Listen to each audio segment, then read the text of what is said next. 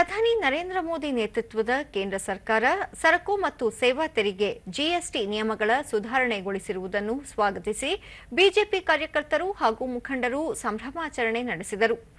ಇದೇ ವೇಳೆ ಜಿಎಸ್ಟಿ ನಿಯಮ ಸರಳೀಕರಣಗೊಳಿಸಿದ ಪ್ರಧಾನಿ ನರೇಂದ್ರ ಮೋದಿ ಅವರನ್ನು ನಾಯಕರು ಅಭಿನಂದಿಸಿದರು.